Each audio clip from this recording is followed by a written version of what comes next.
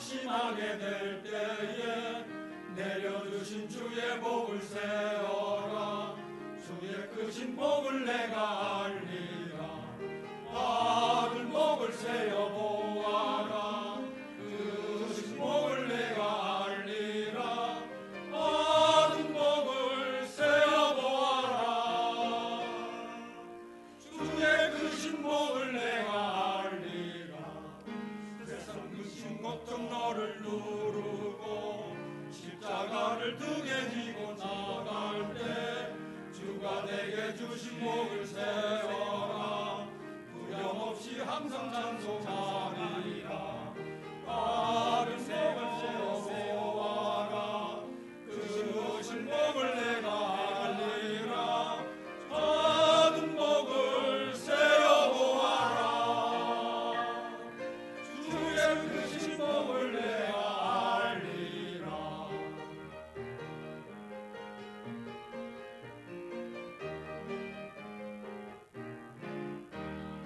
세상 권세 너의 앞길 막을 때 주만 믿고 낙심하지 말아라. 천사들이 너를 보호하리니 염려 없이 앞만 보고 나가라. 바른 복을 세워 보아라. 크신 복을 내가 알리라. 받은 복을 세워 보아라. 주의 크신 복을 내가 알리라.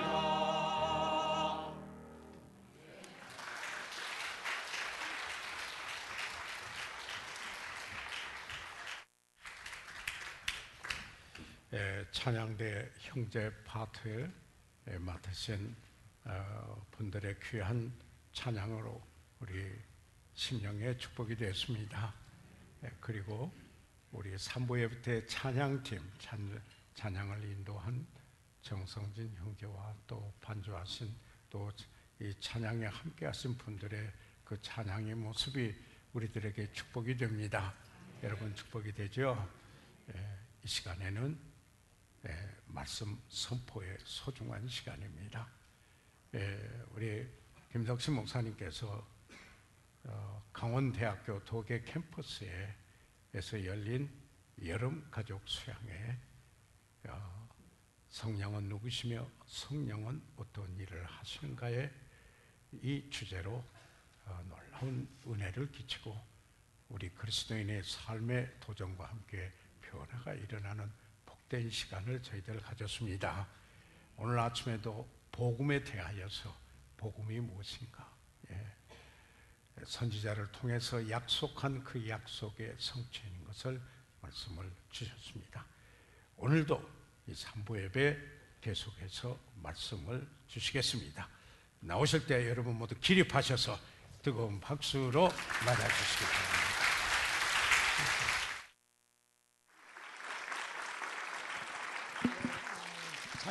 자리에 앉으시겠습니다. 자리에 앉으시고요. 여러분 교재 교환 받으셨어요? 교환 받으셨으면요. 일과를 먼저 한번 봅니다. 교환 일과는요. 일과는 아침에 제가 공부했던 거, 설교한 것을 학생용 성경 공부 교환으로 만든 겁니다. 잠깐 펴시고 잠깐 한 5분 정도 복습하고요. 그 다음에 이어서 말씀을 좀 드리겠습니다. 성경을 해석하는 여러 가지 그 법칙과 중요한 그 방법들이 있습니다. 그 중에 하나가 성경을 해석할 때 문맥을 가지고 문맥적으로 해석하라 하는 말씀이 나옵니다. 그냥 이제 교재를 보시지 마시고 저를 좀 보시고요. 제가 교재 봅시다 그러면 교재 보면 됩니다. 예를 들어서 어떤 단어가 하나 있어요. 배라는 단어가 있습니다. 여러분 배라는 단어 하나만 놓고 보면 먹는 배일 수도 있죠. 뭐 나주배일 수도 있고 성안배일 수도 있고, 그 다음에 불룩 나온 배도 될 수 있죠. 어떤 분이 임신해가지고 배가 많이 나왔으면 저 배 나왔다, 여러분 배 그렇게 얘기할 수 있고, 또 하나는 강을 건너는 배일 수가 있어요. 그러니까 단어만 놓고 보면, 여러분 단어만 놓고 보면 먹는 배일 수도 있고 불룩 나온 배일 수도 있고 아니면 강을 건너는 배일 수도 있습니다. 단어만 놓고 보면. 근데 이 단어가 문맥 속으로 들어갑니다. 어떤 문장 속으로 들어가잖아요. 여러분 문장 속으로 들어가서 예를 들어서 한번 이렇게 한번 봅시다. 나는 그 배를 맛있게 먹었다. 혹은 나는 그 배를 타고 강을 건넜다 해가지고 그 단어가 문맥 속으로 딱 들어가잖아요. 문맥 속으로 딱 들어가는 순간 나머지 모든 의미는 사라져버려요. 그래서 그런 얘기가 있습니다. 어떤 단어가 문맥 속으로 들어가면 한 가지 의미만 남고 다른 모든 의미는 사라진다 그랬습니다.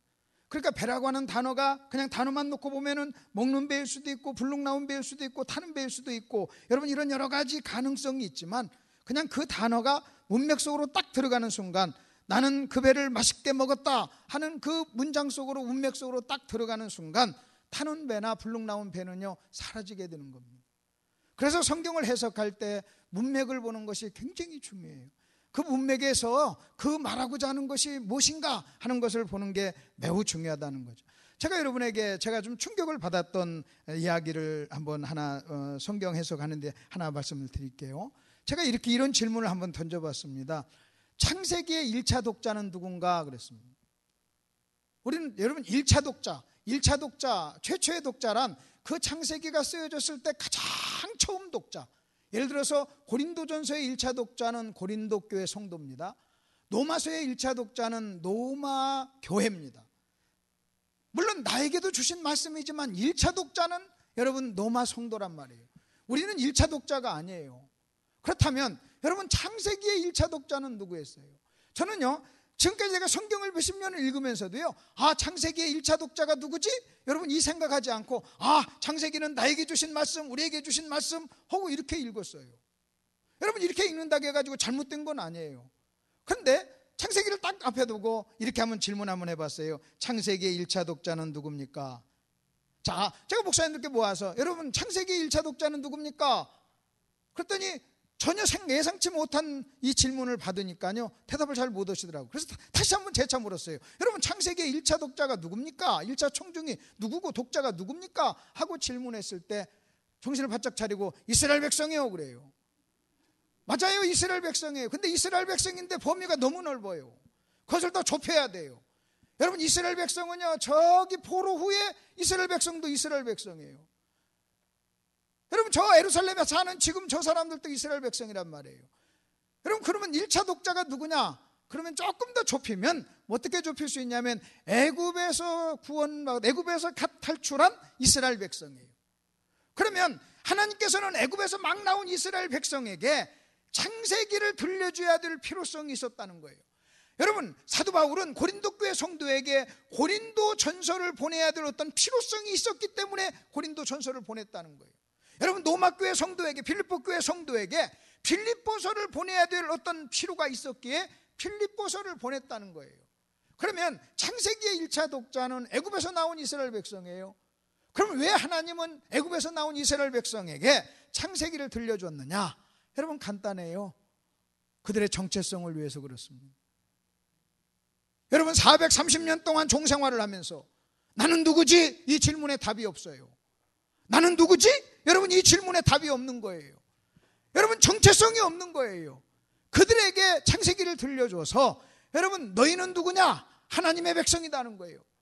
하나님의 어떤 백성이냐? 하나님의 사랑을 받는 백성, 하나님의 언약의 백성. 하나님은 너희를 사랑한다. 너희는 그런 정체성을 가져야 된다. 그러기 위해서 창세기를 들려줬다는 거예요. 그 창세기의 1차 독자에게 들려준 그 의미가 오늘 또 나에게 여러분 똑같은 의미로 나에게 창세기가 다가온다는 거예요. 그러면 우리는 창세기를 통해서 우리는 뭘 배워야 되느냐? 나는 하나님의 거룩한 백성이다. 나는 하나님의 사랑을 받는 백성이다.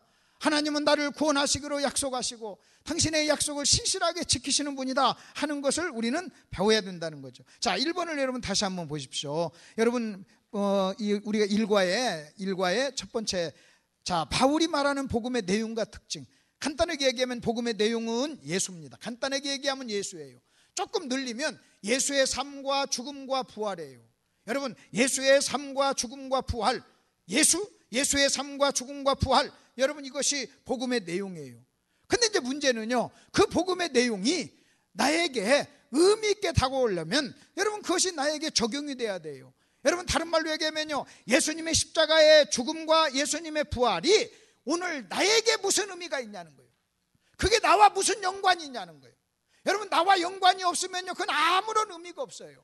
그러니까 예수님의 십자가의 사건이 여러분 나와 연관이고 나와 연결을 시킬 때 여러분 그 복음의 내용은 저와 여러분에게요 능력이 된다는 것입니다. 그러면 복음의 특징이 뭡니까? 거기 보니까 성경에 미리 약속하신 것, 성경대로, 여러분 이 성경대로라고 하는 이 단어가 문맥 속에 들어갔어요. 그러면 여러분 성경대로라고 하는 이 단어가 여러분 고린도전서에서 문맥 속에 들어갔을 때는 무슨 의미를 가지고 있느냐? 여러분 예수님의 십자가의 사건이 구약 성경에 약속되었다 이거예요. 이 말을 또 더 확대하면 여러분 예수님의 십자가의 사건은 성경에 하나님이 약속하신 그 약속이 여러분 성취된 사건이다 하는 여러분 이런 의미를 가지고 있다고 하는 거죠. 그래서 성경에 약속하신 것 특징입니다. 그래서 약속, 성경의 구약에 약속된 그 약속이 예수를 통해서 십자가 사건을 통해서 성취된 것, 여러분 이것이 1번이고요. 자, 2번입니다. 다음 말씀에 나타난 세 사람의 사역입니다. 바울, 베드로, 빌립의 세 사람의 사역이 있습니다. 여러분 사도 바울은 28장 23절에서 일자를 정하고 우거하는 집에 사람이 오니 아침부터 저녁까지 강론을 했어요. 성경을 강론을 했어요. 어떻게 강론을 했느냐? 모세의 율법과 선지자의 말을 가지고 예수의 일을 권했다 그랬어요. 쉽게 얘기해서, 간단하게 얘기해서 사도 바울이 전한 복음의 핵심은 뭐냐? 지금 우리 눈앞에서 십자가에 죽으시고 부활하신 예수가 누구냐는 거예요. 그것이 모세와 선지자 글에 약속된, 여러분 거기에 약속된 그 메시아가 바로 이 예수다 하고 지금 사도 바울은 전했다는 거예요. 데살로니가 교회를 여러분 3주 동안 말씀을 전하면서, 해당해서 말씀을 전하면서 성경을 가지고 여러분 예수가 그리스도임을 얘기했다는 거예요. 성경, 여러분 거기서 나오는 모든 성경은 다 구약 성경을 얘기하는 겁니다. 여러분 신약 성경은 추후 100년대 여러분 성경이 완성됐기 때문에 여러분 복음서에서 얘기하는, 이런 데서 얘기하는 성경이란 구약 성경을 얘기하고 있다고 하는 거죠. 자, 여러분 사도행전 2장에서는 베드로가 지금 한 사역입니다. 그럼 베드로의 설교의 핵심은 뭔지 아십니까? 너희가 십자가에 죽은 예수가 누군 줄 아니? 그 말이에요. 너희가 십자가에 죽은 예수는 여러분 다윗이 증거한 그 사람이야. 그 메시아야. 다윗이 예수 그리스도를 바라보면서 예수 그리스도의 부활을 증거했는데, 바로 너희가 십자가에 달리신 그 예수가 바로 다윗이 증거한 그분이다 하고, 다윗이 증거한 그 예수와 여러분 이스라엘 백성들이 십자가에 못 박여 죽인 그 예수를 연결시키는 것입니다. 그랬더니 그들이 충격을 받고 꼬꾸라져서요 3,000명이 구원을 받았다. 여러분, 자, 4시가 성경을 읽었습니다. 이사야서를 읽는데요 이해가 안 되는 거예요. 좀 가르쳐 주세요 그랬어요. 그래서 빌립이 가르쳤는데 어떻게 가르쳤느냐? 이사야서에서 이야기한, 이사야가 말한 그 사람이 곧 예수다 하고서나 연결을 했어요. 그것을 가르쳐서 여러분 성경은 복음을 가르쳤다, 그렇게 이야기를 했습니다. 3번은 제가 아볼로를 가지고 설명을 했습니다. 아볼로는 학문이 많고 성경에 능한 자입니다. 여기서 성경에 능하다는 얘기는요 구약 성경에 능한 사람이었어요. 여러분 구약 성경에 여러분 학자였어요. 그는요 예수에 대한 것을 알았어요. 예수에 대해서 얘기했어요. 그가 구약 성경을 가지고 예수에 대해서 얘기했다는 것은요 약속을 얘기했다는 거예요. 언젠가 예수라는 분이 나오실 거야. 하나님은 당신의 아들 예수를 우리에게 보내실 거야. 메시아를 보낼 거야. 그리고 우리를 구원할 거야. 여러분 그것을 열심히 가르쳤어요. 근데 더 이상 진도를 나가지 않아요. 여러분 요한의 침례까지만 말을 하는 거예요. 그냥 구약만 얘기하는 거예요.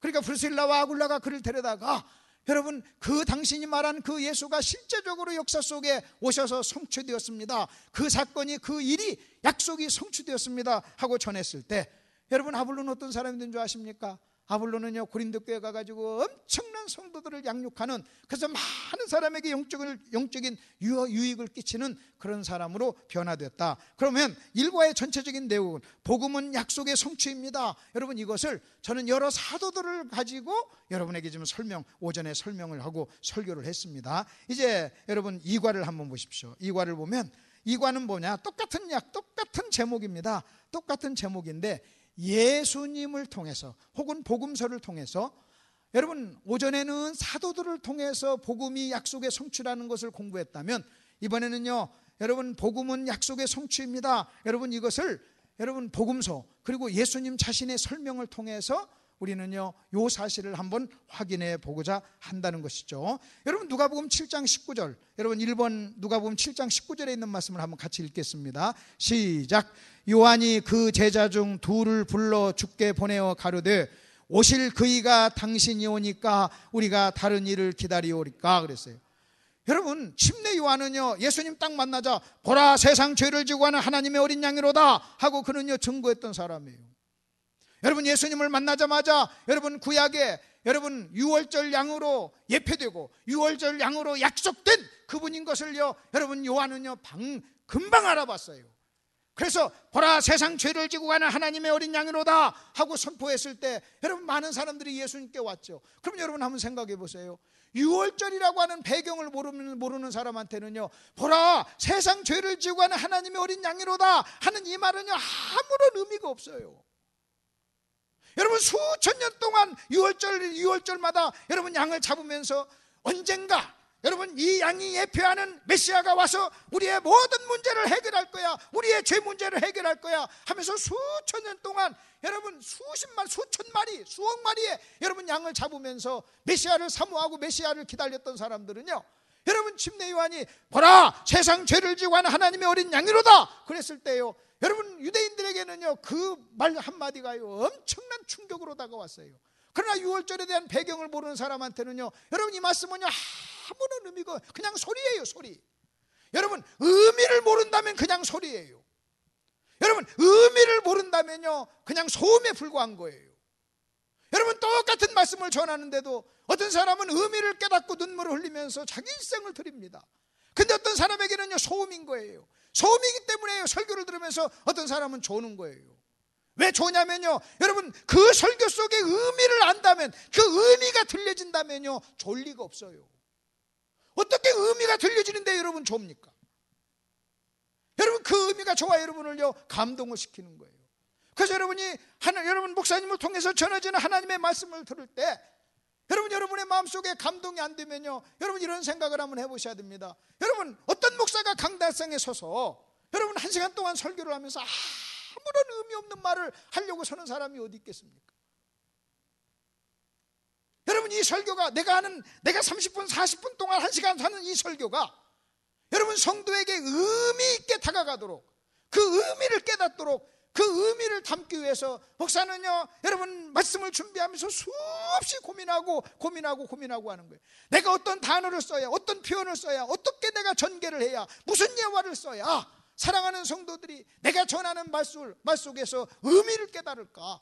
내가 전하는 소리가 소음으로 들리지 않고 그 속에 의미를 깨닫고 저들의 인생이 달라질까? 여러분 이것 때문에 고민하는 사람이 목사라는 거예요. 그렇다면 여러분 그렇게 준비해가지고 와서 말씀을 전합니다. 근데 여러분 그 소리가 안 들려. 여러분 그 의미가 알 수가 없어. 여러분 의미를 깨달을 수가 없어. 여러분 이것은요 상당히 심각한 거예요. 여러분 상당히 심각한 거예요.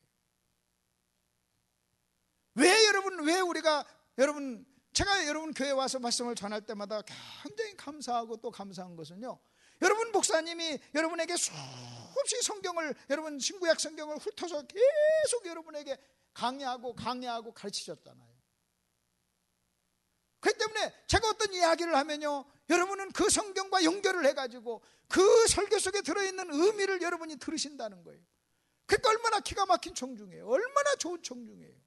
근데 어느 교회를 가면요 설교를 한 번 딱 했는데요 제가 어떤 의미를 담아서 여러분 메시지를 전했는데 전부 졸아요. 막 눈이 동태예요. 막 동태 눈이에요. 막 그러면요 설교 한 번 딱 끝나고 나면요 무슨 생각이 드는 줄 아십니까? 한 주간 동안 어떡하지? 내가 10번 어떻게 설교하지? 자 보통 부흥 가면 10번을 설교합니다. 2시간씩 10번을 해요. 20시간을 해야 돼요. 근데 여러분 제가 전하는 말씀의 의미를 알지 못하고 의미를 깨닫지 못하는 사람에게 앉혀놓고 여러분 그러면 그런 사람, 의미를 알아듣지 못하는 사람은요 그냥 나무 토막인 거예요. 여러분 나무 토막을 앉혀놓고 여러분 제가 그냥 설교를 하잖아요. 그러면요 엄청나게 힘든 겁니다. 근데 여러분이 들리면요 여러분이 반응을 하는 거예요. 들리면 아멘을 하더라고요. 아니 하라는 얘기가 아니라 그렇다. 제가 다니면서 경험을 얘기하는 거예요. 하여튼 들리면 아멘을 합디다요. 아직도 아는 분이 딱 한 분 계셔서. 자 다시요. 들리면 아멘을 하더라고요. 예. 이런 때는 안 들려도 아멘을 하세요. 왜냐하면 혼자만 또 그러죠. 믿음으로 아멘하면 들릴 줄로 믿습니다.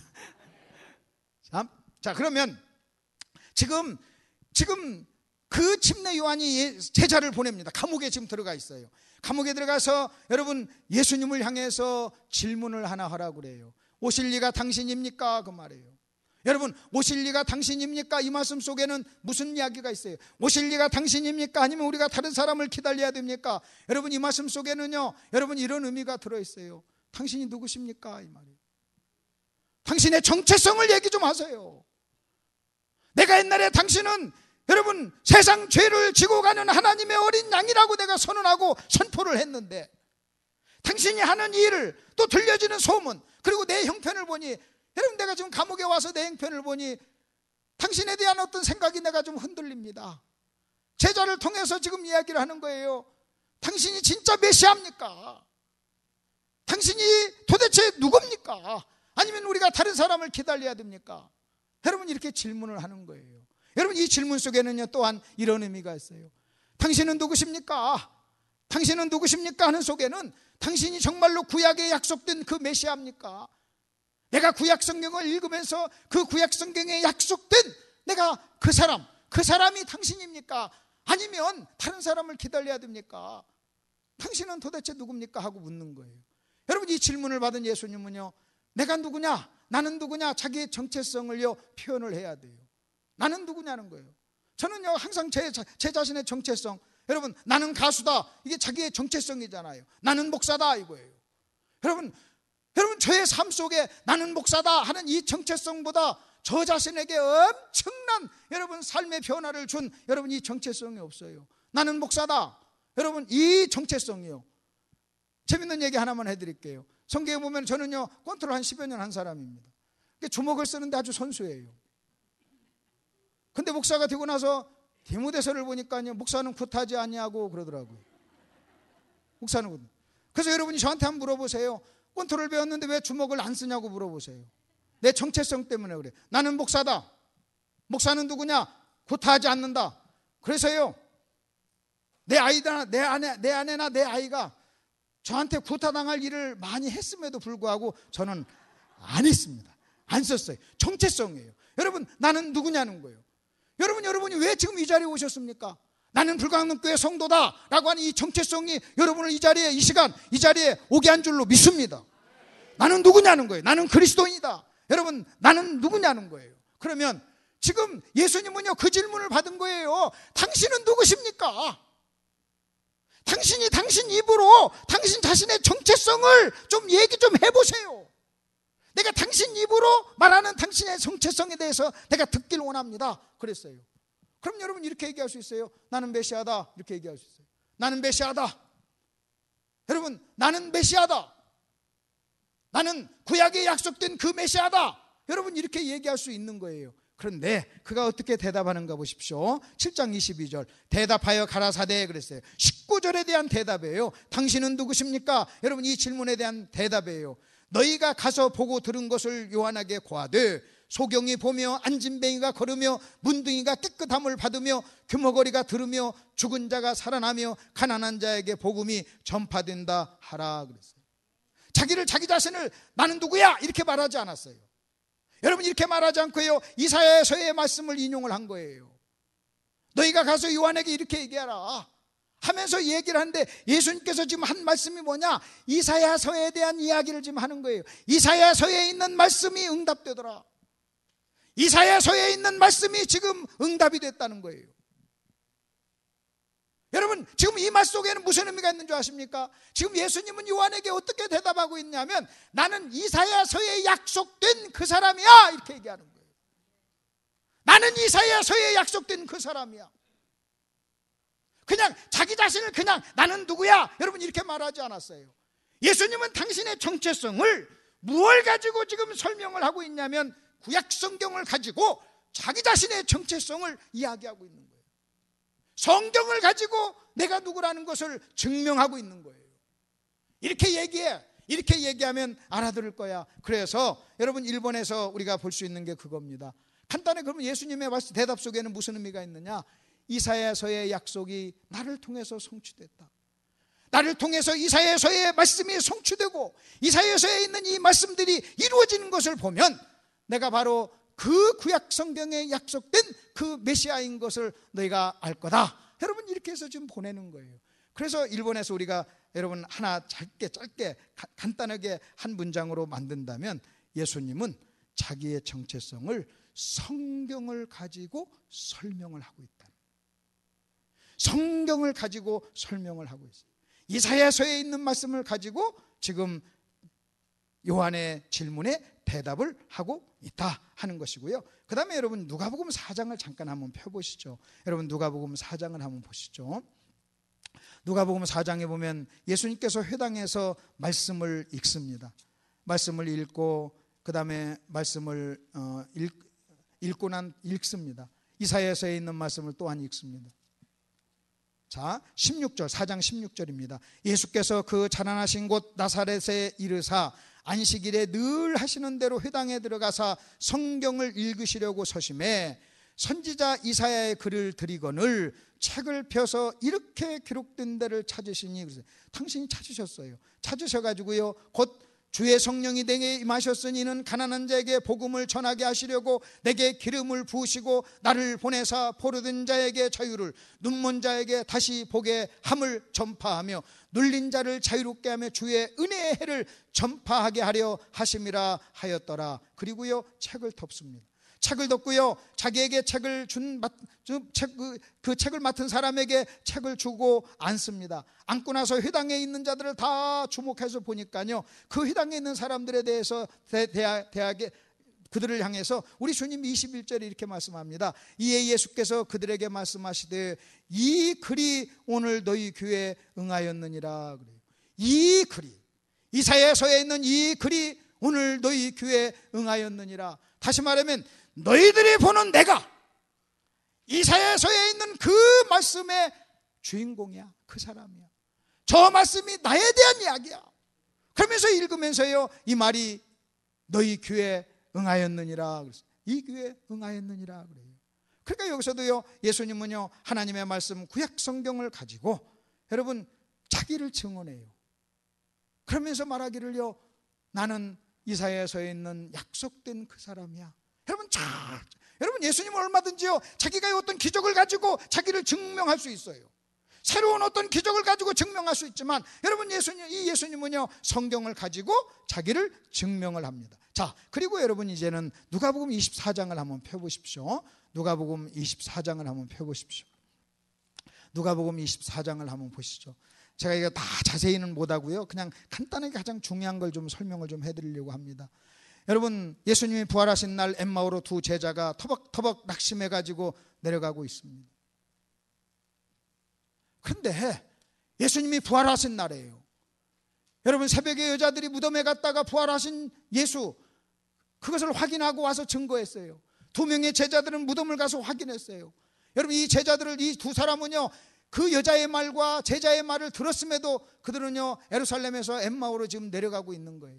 근데 문제는요 예수님이 그들에게 지금 찾아왔어요. 그래서 길에서 여러분 예수님이 거기에 딱 왔는데도요 여러분 제 성경의 표현은 뭐냐면 그들이 예수를 알아보지를 못해요. 16절 보십시오. 그들의 눈이 가리워져 그인 줄 알아보지 못하거늘 그랬어요. 여러분 이게 참 묘한 거예요. 여러분 예수님이 부활했다 할지라도요 눈으로 확인 가능한 그런 어떤 모습으로 여러분 부활하셨어요. 그리고 손으로 여러분 못자국을 창자국을 확인해 보라고도 했어요. 도마에게는요. 그런데 여러분 이 두 사람은요 자기네들 길에 좀 함께 가고 대화를 하는데도요 여러분 예수를 알아보지를 못하는 거예요. 예수를 그 16절에 예수를 알아보지 못했다고 그랬어요. 그런데 31절을 한번 보십시오. 그들의 눈이 밝아져 그인 줄 알아보더니 그랬어요. 여러분 잘 보십시오. 16절에 눈이 가리워졌다 그랬어요. 그리고 31절에 눈이 밝아졌다 그랬어요. 또 한 번 보십시오. 16절에 눈이 가리워져 그인 줄 예수를 알아보지 못했어요. 여러분 31절에 눈이 밝아져 예수인 줄 알아봤어요. 예수가 복음이에요. 여러분 예수가 복음이라면 여러분 16절에서는요 여러분 복음을 몰랐어요. 근데 여러분 31절에 여러분 그들은요 복음을 알아봤어요. 삶에 놀라운 변화가 일어났어요. 여러분 16절과 31절 여러분 이 둘을 비교해 보면 되는 거예요. 그러면 여러분 여기 눈이 어떤 눈이에요? 최소한 육신의 눈은 아니에요. 그들이 육신의 눈이 가려워지고 눈이 먼 소경이 아니에요. 그래서 그들은요 지금 엠마오로 내려가고 있는 거예요. 그러면 여기서 말하는 눈은 어떤 눈이냐? 영적인 눈입니다. 예수를 알아보는 눈이에요. 복음을 알아보는 눈이에요. 만일 여러분이 복음을 알고 복음을 이해하고 있으면 이 눈이 있는 거예요. 만일 여러분 복음을 몰라보고 복음을 모르고 복음에 무지하면 여러분 이 눈이 없는 거예요. 교회를 얼마나 다녔느냐? 여러분 그것은 문제가 아니에요. 여러분 이 사람들도요 예수님을 따라다닌 제자들 중에 한 사람들이었어요. 근데 예수를 몰라봤어요.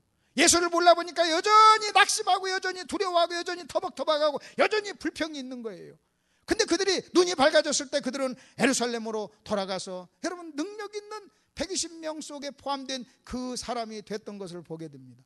여러분 간단해요. 지금 내 영적인 상태가 16절인가 내 영적인 상태가 31절인가 여러분 이것이 문제예요. 여러분 저와 여러분의 영적인 상태가 16절이라면 여러분 우리가 그 사람에게 기대할 것이 뭐가 있나요? 여러분 그 사람이 목사라 할지라도 여러분 만일 그 사람이 여러분 영적인 상태가 16절이에요. 그래서 복음을 알아보는 눈이 없다면 여러분 신학 박사면 뭐예요? 여러분 16절의 상태라면 목사가 16절의 상태라면 여러분 그 교회 성도가 10,000명이면요 더 충격인 거예요. 그 한 사람 때문에 나머지 10,000명이 전부 다 같이 소경이 되는 거예요. 소경이 되는 거예요. 그러니까 여러분 나 자신, 여러분 자신의 모습이 16절의 사람인가 31절의 사람인가 여러분 이것이 중요해요. 그 다음에 또 중요한 것은요 지금 내가 16절이라 할지라도요 여러분 절망할 필요가 없어요. 여러분 우리가 16절이라 할지라도 31절로 될 줄로 믿습니다. 여러분 16절에 그 사람이 31절의 사람이 됐잖아요. 그러니까 16절에 그 사람과 31절에 그 사람이요 똑같은 사람이에요. 아멘을 하세요. 똑같은 사람이에요. 똑같은 사람이에요. 얼마 전에는 16절이었어요. 근데 이제는요 31절이 된 거예요. 그리고 31절이 되니까요 이제는 더 끝난 거예요. 더 이상 뭐 다른 거 필요 없어요. 여러분 31절의 사람이 되니까 너 예루살렘으로 돌아가라 여러분 이런 말을 하지 않아도요 너 가서 예수를 증거해 복음을 증거해 여러분 이렇게 말을 하지 않아도요 여러분 그는요 그 밤에 일어나 가지고요 자기에게 된 일을 입을 열어서 이야기를 했던 거예요. 여러분 16절인 이 사람에게 아무리 복음을 전하라 뭐하라 해도요 여러분 이 사람에게는요 소경의 격리기예요. 그러나 31절의 사람이라면요 말하지 않아도 돼요. 저는 예수 믿고 구원받고 나서 너무너무 감사해서요 차 안에서 전도했어요. 예수 믿고 3개월 만에. 차 안에 계신 승객 여러분 안녕하십니까 그랬어요. 저는 예수 믿는 그리스도인입니다. 여러분에게 예수님을 소개하기 위해서 여러분 얼굴 부끄러움을 무릅쓰고 앞에 나왔습니다 그랬어요. 누가 그렇게 전하라고요 가르쳐주지 않았어요. 근데도요 예수님 만나고 구원받고 나니까요 내가 31절의 사람이 되니까요 여러분 그렇게 되더라는 거예요. 누가 그렇게 하라고 해가지고 됐나요? 여러분 문제는 간단해요. 저와 여러분이 16절인가 아니면 31절인가 여러분 16절에 이 사람들이 31절에 이 사람으로 달라졌습니다. 자 그러면 어떻게 달라졌냐는 거예요. 어떻게 달라졌어요?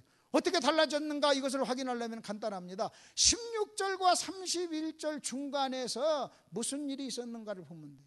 여러분 16절과 31절 중간에 어떤 일이 있었기 때문에 여러분 이 31절에 이 사람으로 달라진 줄 믿습니다. 그러면 무슨 일이 있었어요? 여러분 무슨 일이 있었어요? 예수님께서요 여러분 16절에 있는 이 사람을요 예수님은 책망을 해요.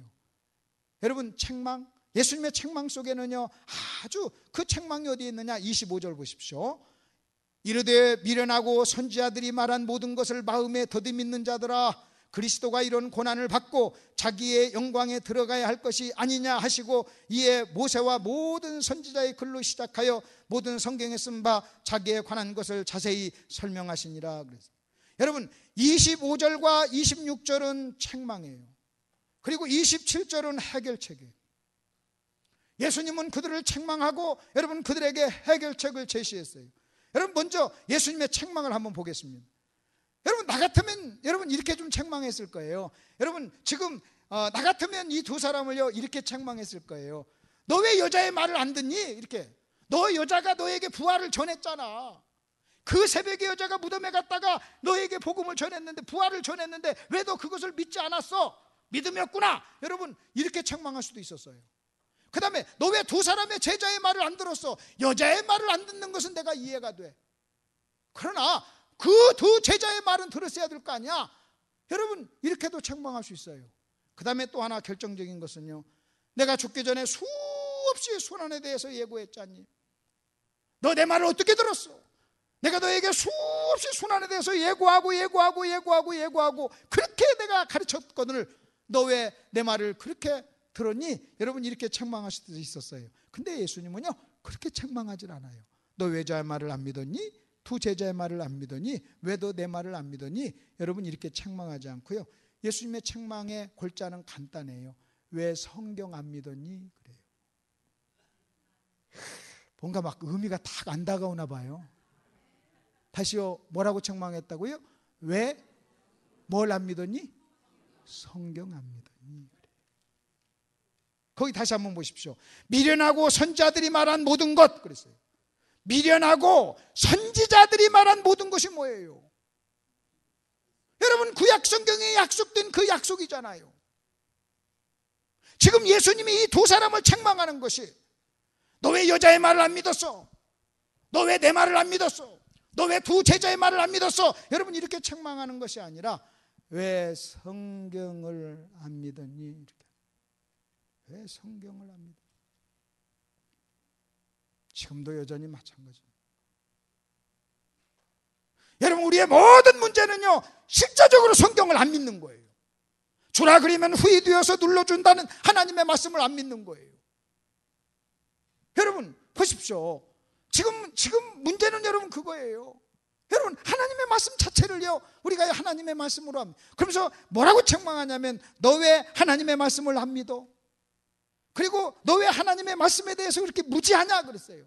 그래서 무지, 그 다음에 불신, 이 두 가지를 책망했어요. 구약 성경에 그렇게 기록되어 있잖아. 구약 성경에 이렇게 죽는다고, 메시아가 죽는다고, 고난받는다고, 십자가를 진다고 기록되어 있잖아. 이건 무지예요. 그리고 그것을 왜 몰랐니? 그리고 왜 그것을 안 믿었니? 하고 지금 책망하는 거예요. 여러분 이게 굉장히 충격. 저는 여러분 생각해 보세요. 예수님이 두 사람을 책망한 것이 뭐냐? 성경을 안 믿는다고 책망. 그것도요 구약 성경을 안 믿는다고 책망을 한 거예요. 그리고 나서 어떻게 합니까? 그 책망대로 여러분 해결책이 그 책망 안에도 있잖아요. 그래서 27절에 보니까요 모든 성경에 쓴 바 자기에 관한 것을 자세히 설명해요. 여러분 지금 이들은 부활을 의심하기 때문에 여러분 옆구리에 있는 창자국을 여러분 보여줄 수도 있어요. 여러분 손에 난 못자국을 보여줄 수도 있어요.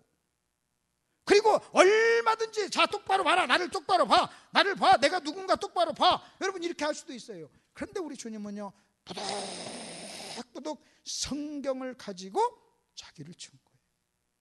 여러분 성경을 가지고 친 거예요. 성경을 가지고 여러분 내가 누군가 이것을요 이야기하고 있는 거예요.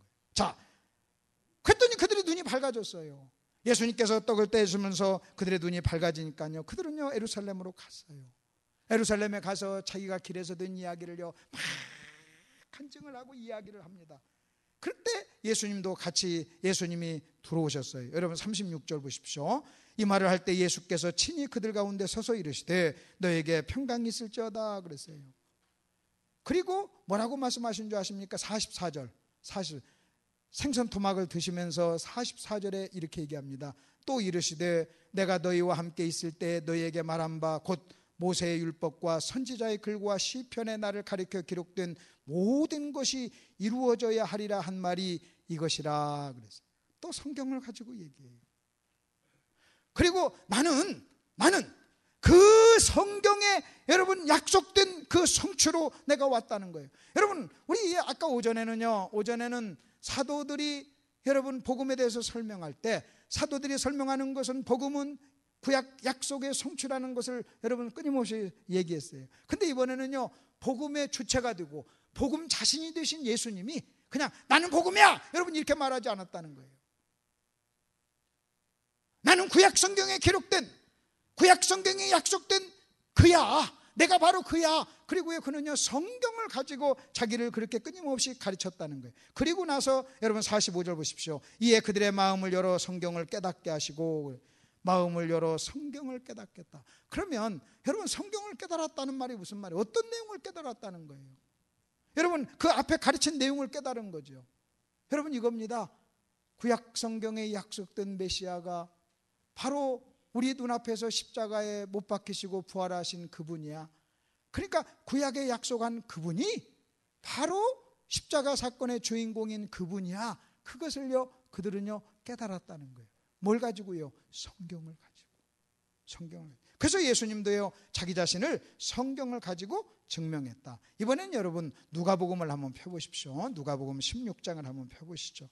누가복음 16장, 우리가 잘 아는 대로 거지와 부자 나사로에 대한 이야기가 나옵니다. 여러분, 이 말씀은요 굉장히 중요한 말씀입니다. 한번 여러분 누가복음 16장을 한번 펴보십시오. 우리가 잘 아는 대로 지옥에 간 부자가 지옥에 갔습니다. 부자가 지옥에 가서 두 가지 소원이 있었어요. 하나는 뭐냐? 너무나 힘들어서 목말라서요 손끝에 물을 찍어 내 혀를 서늘하게 해달라 그랬어요. 그 제가 한번 실험을 한번 해봅니다. 이렇게 보면요, 제가 이건 재물인데요, 제가 일단 먹고요, 손을 끝에다가 이렇게 딱 찍잖아요. 여러분, 손에 이렇게 딱 찍으면 딱 두 방울 떨어져요. 그러니까 무슨 얘기냐면요, 지옥의 목마름의 고통이 너무나도 커서 물 한 컵 소원하는 것도 자기들에게는 사치였던 거예요. 여러분, 물 한 컵 이것도요 사치였어요. 물 한 컵. 그가 날마다 호화로이 잔치할 때는요 물은요 아무것도 아니었어요. 그러나 막상 지옥에 갔을 때는요 첫 번째 소원이 뭔 줄 아십니까? 그냥 손가락 끝에 찍어 나에게 물 한 컵만 주세요. 여러분, 이것도 아니었어요. 이것도 너무나 사치스러웠어요. 여러분, 지옥에서는요 물 한 컵도 사치란 말이에요. 근데 그는요 물 끝에, 손가락 끝에 찍어서 딱 떨어지는 두 방울, 여러분 이것을요 간절히 원했어요. 근데 딱 두 방울의 물방울도요 여러분 그 소원도 이루어지지 않았어요. 두 번째 소원이 뭔 줄 아세요? 남은 식구 5명 이곳에 오지 않는 거예요. 남은 식구 5명 이곳에 오지 않는 거. 근데 이 사람이 뭐라고 얘기하면서 하냐면요, 나사로를 좀 보내주세요. 나사로를 보내면, 그래서 나사로가 가서 말을 하면 남은 식구 5명이 여기 오지 않을 것입니다. 여러분, 이렇게 지금 얘기하는 거예요. 이게 두 번째 소원이에요. 자, 내 형제 5이 있으니 저희에게 증거하여 이 고통받는 곳에 오지 않게 하소서 그랬어요. 그랬더니 아브라함이 이렇게 얘기합니다. 모세와 선지자들에게 들으라 그래요. 모세와 선지자들에게 들으라. 여러분, 구원받으려면 모세와 선지자에게 들어야 된다는 거예요. 나사로에게 들으려고 하지 말고 모세와 선지자들에게 들어야 된다는 거예요. 여러분, 나사로는요 여러분 기적이에요. 우리는 이런 생각합니다. 기적을 경험한 사람이 말을 하면 들을 거라고 생각합니다. 그리고 기적에 대한 어떤 열등의식이 있어요. 여러분, 하나 아셔야 될 게 있어요. 그렇지 않아요. 성경은 그렇게 말하고 있지를 않아요. 여러분, 그러면서 또 아브라함이 모세와 선지자들에게 들어라. 그러니까 그가 뭐라고 한지 아십니까? 가로되 그렇지 아니하니이다. 아버지 아브라함이여, 만일 죽은 자에게서 저희에게 가는 자가 있으면 회개하리다 그래요. 여러분, 사람들은요 무슨 생각하냐면 그게 아니라고 아무리 가르쳐줘도 인정하지를 않아요. 그리고 기적을 경험한 사람이 와서 말을 하면요 여러분 뭐 할 거라고 그래요? 어떤 유명한 사람이 여기 와서 말을 하면요 여러분 많은 사람들이 막 예수 믿을 거라고 생각해요. 어떤 기적을 경험한 사람이 말을 하면요 간증을 하면 여러분 믿을 거라고 생각해요. 그리고 사람들이 회개할 거라고 생각해요. 아니에요. 여러분 아셔야 됩니다. 회개는요 성령이 역사해야 회개합니다. 다시요, 회개는요 성령이 역사해야 회개합니다. 다시요, 성령이 역사해야만 회개하는 거예요. 여러분, 어떤 사람이 설교를 잘한다고 해서 회개하는 게 아니에요. 여러분, 어떤 기적을 경험한 사람이 말한다고 해서 회개하는 게 아니에요. 여러분, 회개는요 성령이 역사해야. 그래서 회개도 은혜인 거예요. 그러면 여러분 또 한번 보십시오. 우리 주님께서 이렇게 얘기합니다. 모세와 선지자들에게 듣지 아니하면 죽은 나사로가 가도 회개하지 않을 것이다. 이 말 속에는 이런 의미가 있어요. 여러분, 나사로가 말해봐라. 내가 회개시키는가 이 말이에요. 그러나 하나님 말씀 앞에 무릎을 꿇으면 내가 너로 회개하는 은혜를 너에게 부어주겠다는 거예요. 여러분, 저와 여러분이 하나님 말씀 앞에 겸손히 무릎을 꿇잖아요. 그러면요 성령께서 저와 여러분의 마음속에 회개의 선물을 주신다는 거예요. 여러분, 회개도 내 마음대로 하는 게 아니라는 거예요. 내 마음대로 하는 게 아니라는 거예요. 여러분, 여러분 사람들은요 이 기적에 대한 이 생각을 자꾸 하는 거예요. 자, 그러면서 뭐라고 합니까? 모세와 선자들에게 듣지 아니하면 비록 죽은 자 가운데서 살아난 자가 있을지라도 고난을 받지 아니하리라. 여기서 회개라는 단어가 나옵니다. 그럼 여러분 또 한번 봅시다. 여러분, 모세와 선자들에게 듣지 아니하면 회개 않는다. 그러면요 모세와 선자들에게 정확하게 들으면 뭐 한다는 겁니까? 회개한다는 거예요. 그럼 여러분 잘 보십시오. 모세와 선자들에게 들으면 회개한다는. 그럼 또 하나 보십시다. 여러분 회개를 하려면요 뭘 깨달아야 돼요? 죄를 깨달아야 돼요. 그러면 모세와 선지자는요 저와 여러분에게 뭘 깨닫게 한다는 거예요? 죄를 깨닫게 한다. 여러분 잘 들어보십시오. 모세와 선지자들에게 들으면 우리가 죄를 깨닫고, 죄를 깨달으면요 우리는 회개를 한다는 거예요. 그러면 모세와 선지자는요 구약 성경이에요.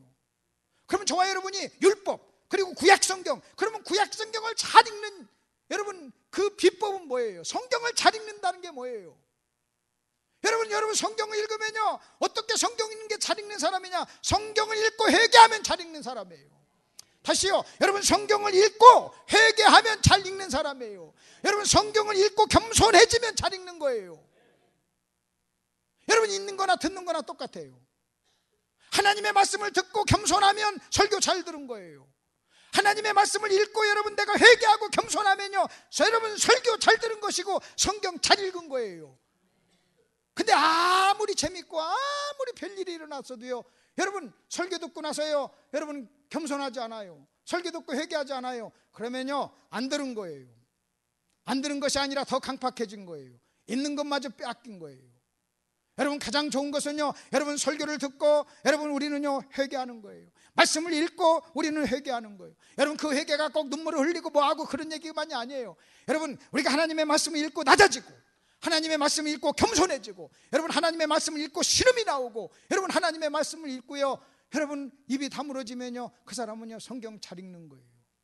만약 어떤 사람이 성경을 계속 성경 지식이 쌓여지는데도요 여러분 교만해진다면요 여러분 그 사람은요 성경을 잘못 읽는 거예요. 자, 그러면 또 하나 보십시다. 모세와 선자의 그림은요 여러분 율법이고 구약 성경이에요. 근데 성경은 지금 이렇게 얘기합니다. 모세와 선자들에게 들으면 회개한다고 그랬어요. 그러면 모세와 선자들에게 도대체 들으면 회개한다는 말의 또 다른 의미가 뭐예요? 여러분 성경에 보니까 모세와 선자에 대한 설명이 여기 있습니다. 거기 보십시오. 마태복음 22장에 어느 계명이 큽니까? 그러니까 우리 주님이 구약 성경 모세와 선자의 글을요 두 문장으로 압축을 해요. 하나님을 사랑하고 이웃을 사랑하라. 구약 성경 39권을 우리 주님은 어떻게 압축하냐면요 하나님을 사랑하고 이웃을 사랑하라 그랬어요.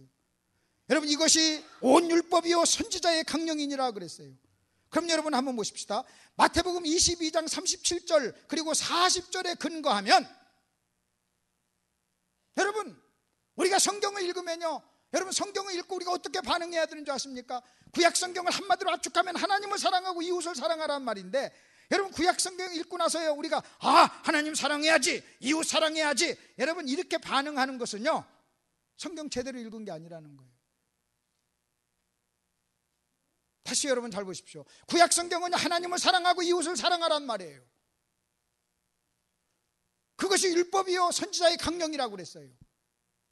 근데 여러분 누가복음 16장에서는요 모세와 선지자에게 들으면 회개한다고 그랬어요.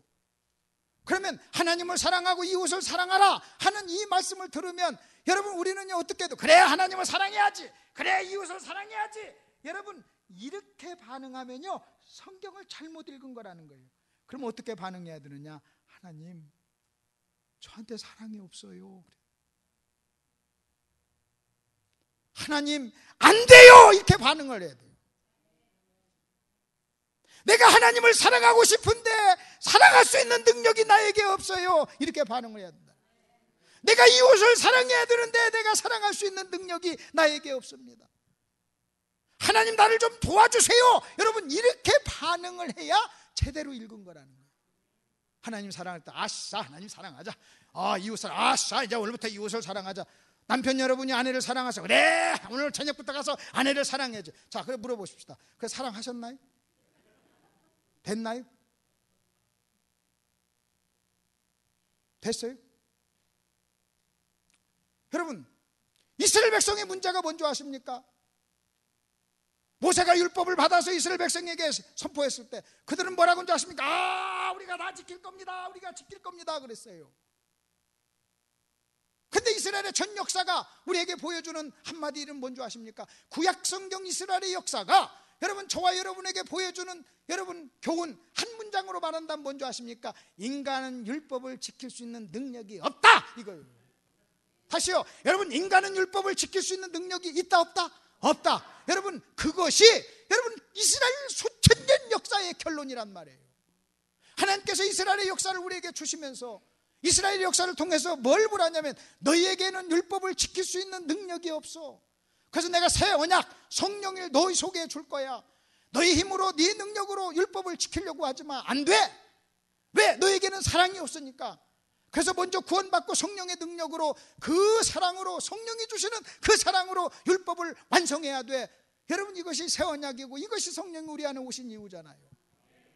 그렇다면 여러분 자 예수님께서 자 어느 계명이 큽니까? 하나님을 사랑하고 이웃을 사랑하라. 아싸 하나님 사랑해 이웃 사랑해야지 하기 쉽니다. 이게 아니라는 거예요. 여러분 그게 회개입니까? 여기 지금 너희가 모세와 여러분 선지자들에게 들으면 여러분은 회개한다고 그랬어요. 그렇다면요 우리는 이 말씀을요 그렇게 드려야 돼요. 하나님 나에게는 그럴 능력이 없습니다. 내가 수없이 시도했는데 내가 내 아내도 내 자식도 내 부모도 내가 사랑하지 못합니다. 하나님 나에게는 능력이 없사오니 성령님 나에게 능력을 주세요. 그래서 성령의 능력으로 성령의 열매로 우리가 다른 사람을 사랑하고 하나님도 사랑하고 이웃도 사랑해야 될 줄로 믿습니다.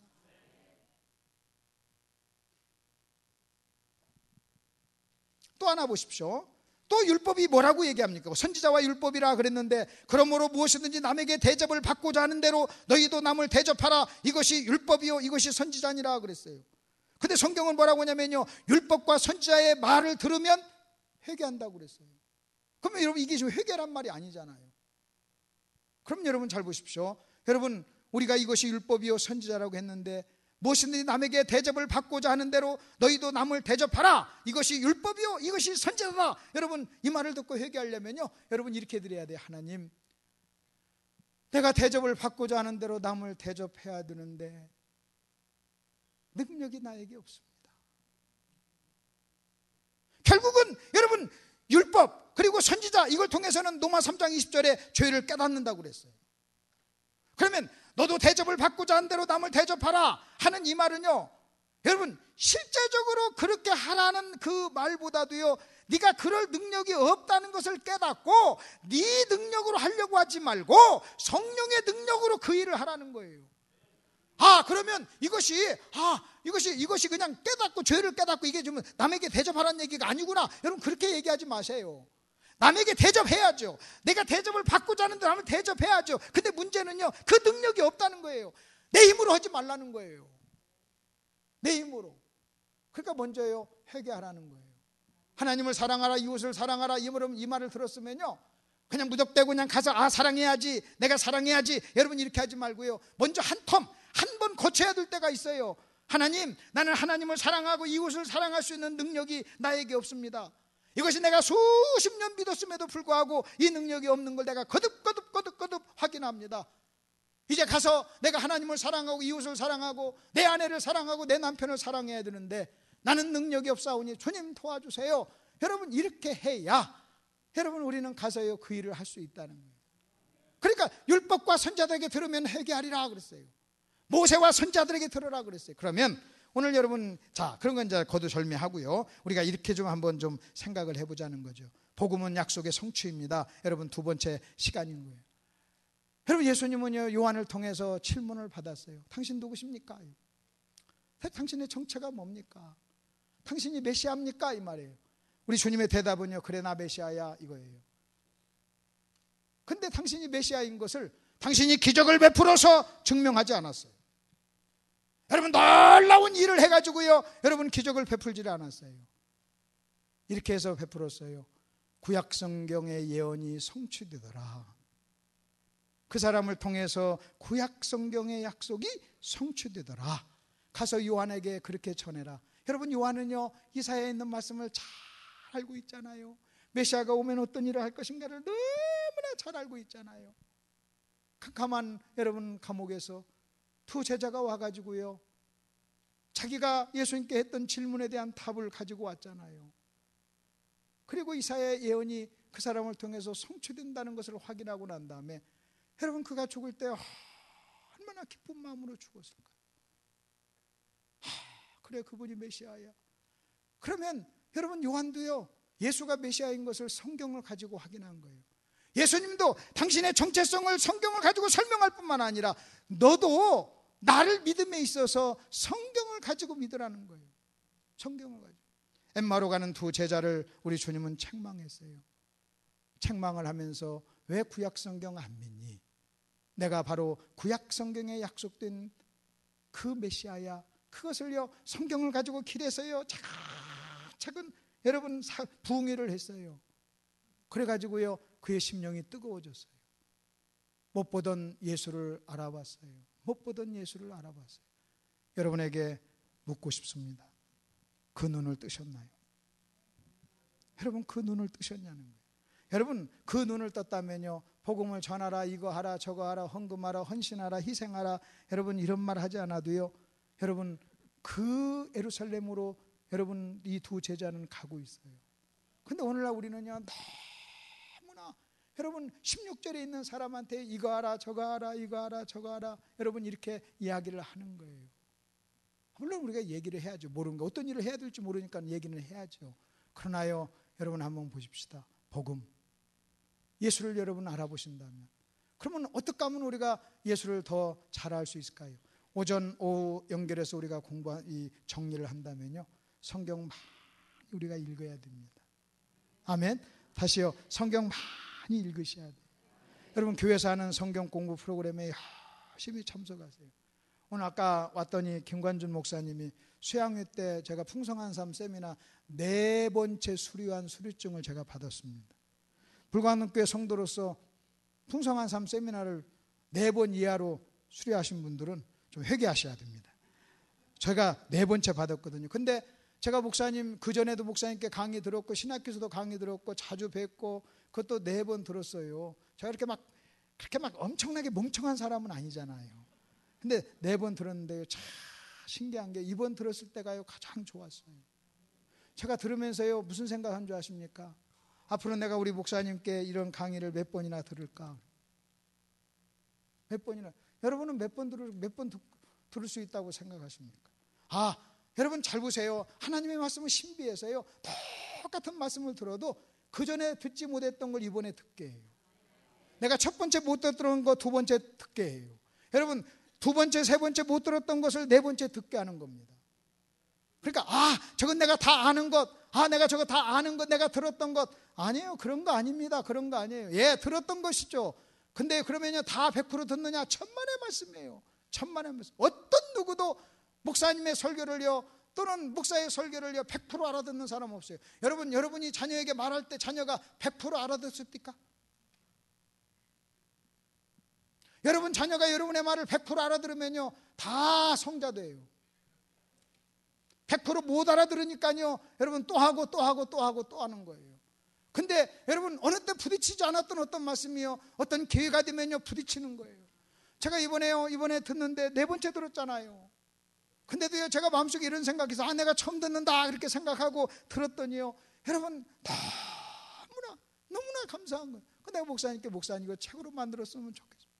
만일 한국교회 목사님들 모아놓고 설교에 이러고 이게 세미나를 했으면요 엄청나게, 그게 복음이거든요. 복음의 핵심이거든요. 여러분은요 너무 자주 들어서 이게 익숙하니까 그렇지요. 그래서 그랬어요. 어떤 사람은 수없이 복음을 수없이 듣고, 어떤 사람은 한 번도 못 듣고. 제가 당진에서 복음 세미나를 할 때 한 목사님이 깊으신 감리교 목사님인데 저한테 오시더라고요. 끝나고 나서 막 우세요. 저보러 그래요. 목사님 그래요. 왜요? 그랬더니 내년에 제가 은퇴합니다. 그러세요? 내년에 은퇴하고 한평생 목회하고 내년에 은퇴하는데 이제서 복음을 깨달았다. 그래서 막 우세요. 내년에 은퇴하는데 내가 이 복음을 모르고 한평생 목회를 했다는 거예요. 막 울어요. 여러분 우리에게는요 너무나 평범하게 자주 듣는 얘기예요. 제가 복음을 얘기하면 여러분 목사님부터 수없이 들었던 얘기잖아요. 근데요 같은 한국 땅에 사는데 어떤 사람에게는요 한 번도 듣지 못한 말이에요. 한 번도 듣지 못한 말이에요. 내년에 수양회 가시면 풍성한 삶 세미나에 다 등록하셔서 다시 한번 들으시길 바랍니다. 아멘? 그러면요 여러분이 10번 참석했으면요 안 들었던 것이 들릴 거예요. 문제는요 겸손하지 않기 때문에 안 들리는 거예요. 여러분 겸손하지 않기, 여러분의 목사님이요 제가요 제 아내 이제 얘기만 하고 마칠게요. 제 아내로부터 가장 설교 듣고 나면요 제 아내가 가장 다른 얘기 하나 했는데 한 가지는 얘기해요. 쓸데없는 말을 하면 꼭 얘기를 해요. 쓸데없는 말. 어떤 말을 하고 왜 당신은 그렇게 쓸데없는 말을 했어 그래요. 쓸데없는. 그래서 쓸데없는 말을 안 하려고 제가 최대한으로 절제를 합니다. 근데도요 버릇이 되고 뭐 해가지고 쓸데없는 말을 가끔 툭툭툭 할 때가 있어요. 근데 제가 목사님을 옆에서 평생 이렇게 오랫동안 이렇게 배울 때 목사님은 강단에서 진짜 쓸데없는 말을 안 하시잖아요. 근데 문제는요 내가요 어떤 자세와 태도로 듣느냐에 따라서요 안 들리는 거예요. 여러분요 안 들리는 거예요. 제가 여러분 보십시오. 여러분이 병원에서 진찰 받았어요. 의사가 한 주에 후에 오세요. 내가 진찰 결과를 알려드리겠습니다 그랬어요. 그래서 여러분 속이 미식미식해서 이게 간암인지 위암인지 모르겠다면서 막 불안하고 했는데 여러분 지금 의사한테 여러분 말을 이렇게 들으러 갈 때 의사가 목소리 큰 소리로 막 세게 막 기가 막히게 막 말을 해야만 들리나요? 그냥 작은 말로 간암이요 해도 들려요. 왜 들리는 줄 아십니까? 그 의사가 하는 말에 대해서 뭘 가지고 있으니까요. 관심. 그리고 드려야 되겠다고 하는 의지. 그 드려야 되겠다고 하는 의지가 있기 때문에요. 여러분 그 의사 선생님이 작은 목소리로 해도요 들리는 거예요. 들리는 거예요. 근데요 여러분 이렇게 큰 소리로 해도요 듣겠다는 의지가 없으면요 안 들리는 거예요. 그러면서 나가면서 뭐라고 하는지 아십니까? 아따 소리 지르고 아마 살살 하지 뭐 마이크는 왜 있어 하면서 이렇게 얘기할 수 있는 거예요. 그래서요 여러분 잘 들으시길 바랍니다. 그래서요 지금보다 여러분의 지금 눈이 떴지만요 31절 훨씬 복음에 더 큰 눈이 떠서 저와 여러분의 삶에 복음의 능력을 체험하는 그런 일이 있기를 바랍니다. 기도하겠습니다. 하나님 아버지 은혜를 감사합니다. 오늘 저희들 이렇게 불러주셔서 하나님 말씀을 들려주시니 감사합니다. 침례 요한으로부터 당신은 누굽니까? 당신의 정체성이 무엇입니까? 당신이 정말로 메시아입니까? 이 질문을 받았을 때 예수님은 성경을 가지고 그 물음에 대답을 했습니다. 엠마오로 주님의 부활을 의심하여 낙심해서 가는 그 두 제자에게 우리 주님은 창자국을 보여주지 않고 못자국을 보여주지 않았습니다. 성경을 가지고 설명을 했습니다. 하나님 아버지, 이 놀라운 성경이 우리 손에 있습니다. 이 하나님의 말씀이 우리 손에 있습니다. 우리가 너무나 게을러서 하나님의 말씀을 안 읽고 하나님의 말씀을 안 읽으니 영적인 소경으로 살고 아버지 하나님 16절처럼 터벅터벅 엠마오로 가는 두 제자처럼 혹시라도 우리가 살고 있다면 아버지 하나님 우리를 용서해 주시옵소서. 모세와 선자들에게 들으면 회개한다고 했습니다. 아버지 하나님 제대로 하나님의 말씀을 읽으면 겸손할 것입니다. 제대로 하나님의 말씀을 읽으면 내가 죄인인 걸 알 것입니다. 내가 정말로 하나님의 말씀을 제대로 읽으면 우리는 회개할 것입니다. 하나님 아버지 그런 눈을 우리에게 주시옵소서. 예수님 이름으로 기도하옵나이다. 아멘. 저희들이